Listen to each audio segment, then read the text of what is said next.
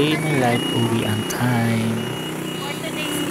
Kakalabas ko nga lang pala ng trabaho sa Advanced Energy. Yan, nakasakay na ako ng tricycle ngayon.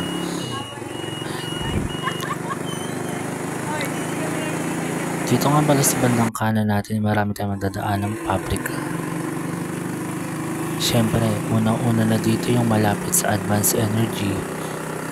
Katapat nito ay ang M2 Fabrication.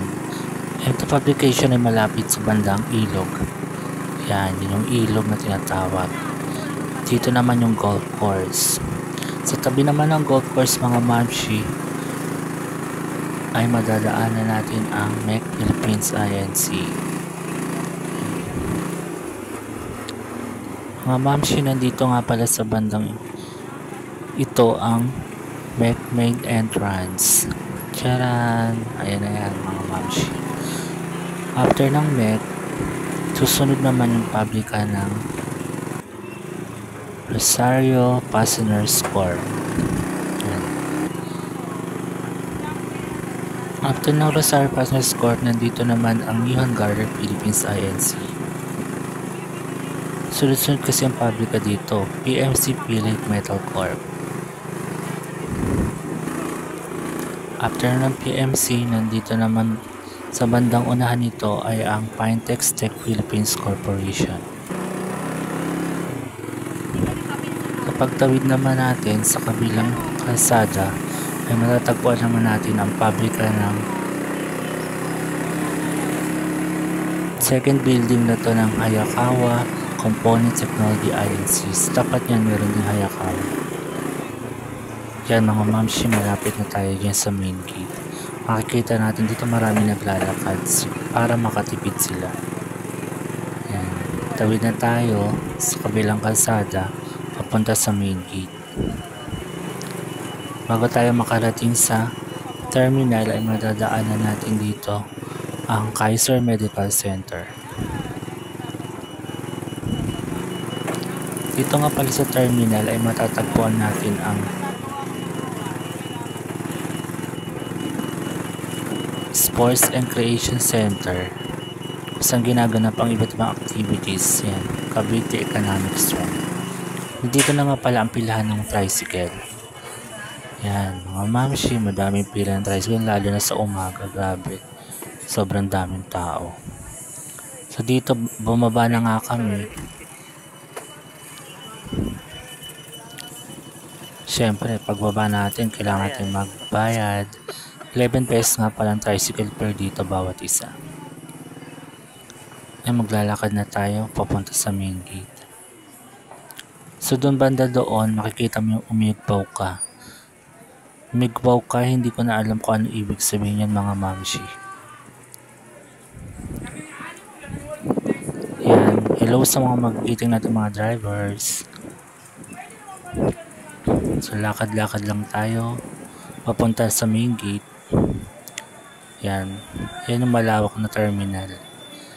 Wala pang kasi ng tao ngayon kasi alas 4 pa lang ng hapon. Pag alas 6 ang labasan yung maraming tao. Yan nga pala yung Royal. Sa banda dito yung bagong tayo nila na EPSA Mini Park. Yan, maraming mga nag-aantay dyan sa kanilang mga kasama, asawa, kaibigan, jowa. Yan, dito nga tayo, bago tayo doon, minakit tayo ng pogi. Hi kuya! Yan. Yan. Siyempre, tatawin tayo sa pedestrian lane. Sa pauna, lagi natin tandaan na kailangan laging tumawid sa tamang tawiran. Yan. Tawid na tayo, lakad. Yan, may dumaan pa nga dyan. Ginawa ko, tinutok ko na sa kanila yung camera para tumigil. O, diba? Yan o. Ang ganda dito, diba? Marami kang pwedeng upuan, waiting area. Pwede ka mag-antay dyan mga jowa nyo. Oy, sana may jowa. Ayan. Lakad-lakad lang. Tapos di sa bandang kanan dito ay marami mga bangko. Land Bank, BPI, BDO at RCBC. Pwede na kayo mag-withdraw dyan. Oy, sana may wini-withdraw. Ayan. So, lakad-lakad lang. Ate, bilisan mo. Baka mabangga kita. Eme. Ayan. Malapit na tayo sa my gate. Yung nakikita niyo sa atin naka-blue yan, doon din nagtatrabaho yan sa advanced energy sa warehouse siya. Tapos ito si guard, nakita na nagbibideo ako. Hello po. Yan. Yan, labas na tayo sa main gate. Yan. Bale, ilang taon na rin ako nagtatrabaho dito sa EPSA. 8 years na. Yan yung main gate ng Cavite Economic Zone. Yan. O diba, makulay yung kanilang harapan. Kasing kulay ng buhay ng mga mamshi. Yan. Banda dito nga pala, makikita natin ang landmark ng Jollibee. Dito naman, Mixu. Bagong tayo yan, mga soda ice cream. Yan. O, ikutin ulit natin. Ayan, yung pinaka main gate niya, EPSA. Siya yung number 1 industrial dito sa Cavite. Yan, apply na kayo dyan. Ito naman yung Rosario Municipal Police Station, bagong gawa lang din to, siguro 1 taon pa lang. Yan, tapat niya ng Swiss Bank tsaka Mercury Drug. Lakad-lakad lang. Yan. On my way nga pala tayo pa sa aking boarding house. Ito yung harapan ng Rosario Municipal Police Station. Yan. Siyempre gawain ko lagi ito, maglakad, pauwi at papasok. Walang kapugan ng lakad. Yung mga minibus going to Cavite City. Tradition na yung sasakyan na yan. Dito lang sa Cavite meron yan. Tapos makikita naman natin doon sa bandang kanan. Nandun yung mga terminal. Jeep. Papuntang Palapala, 13, Malabon. Nandyan din ang minibus na daan. Papunta naman ng Naik, Tansa.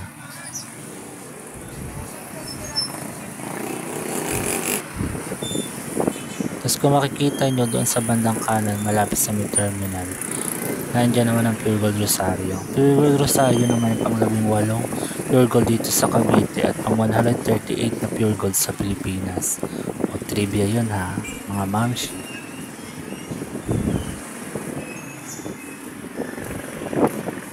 Yan, lakad-lakad pa tayo.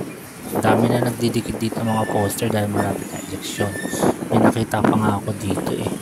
Yan o, si Kibuloy. Iboto nyo yan ha, Charies. Lakad pa tayo. Siguro meron pa tayong 358 na hakbang. ML lang. Nabilang.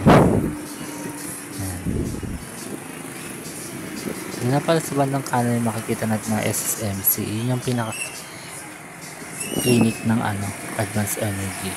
Pag nag-apply kayo doon, libre medical din sa SSMC. Sampa kayo, diba? Nandiyan din yung Datacom Senior High School. Maraming mga nag-aaral dyan, senior high. Yan. Dito naman yung okay-okay ni Sam. Pag pumasok ako dyan, magiging okay-okay na ni XYZ. Charies. Lakad-lakad lang tayo. Sa bandang yun, makikita naman natin yung building na bagong gawa. Yan nga pala inilipat yung building ng SSS. Ayan, Social Security System. Maraming mga nagre-reklamo ngayon sa kaltas ng SSS. Grabe, sobrang laki ng kaltas ng SSS ngayon.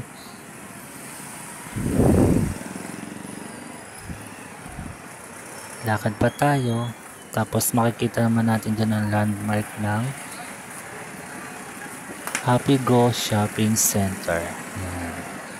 Pag pumasok tayo dyan at paglabas natin, magiging happy na tayo before you go. Yan, lakad lang tayo.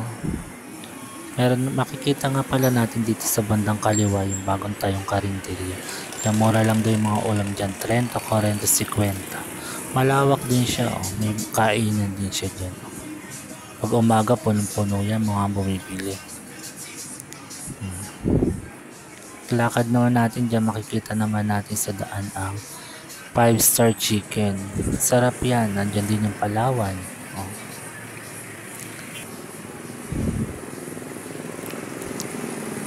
Nandyan din yung Acevedo Optical. Para lumiwanag ang mata mo, makita mo ang halaga ng mga taong hindi importante sa'yo. Emil lang. May rooms for renting dyan sa kaliwa. Ayan. Malapit na tayo makarating sa ating destinasyon. Yung 7-Eleven, tsaka sa Baliwag Lechong Manok. Ayan, malapit na tayo sa kanto. Papunta sa aking boarding house. Ito ka pala sa kanto na to, makikita mo ang Barangay Hall, Cavite State University Rosario Campus Sikat. Yan, yung dating tawag dyan sa Cabso ay Sikat. Yan yung way papunta doon. Ay yung terminal nila, tricycle, di ba? May coding pa sila, green. Ang sarap sa mata tingnan, di ba? Ito na yung way papunta sa boarding house ng mga mamshi.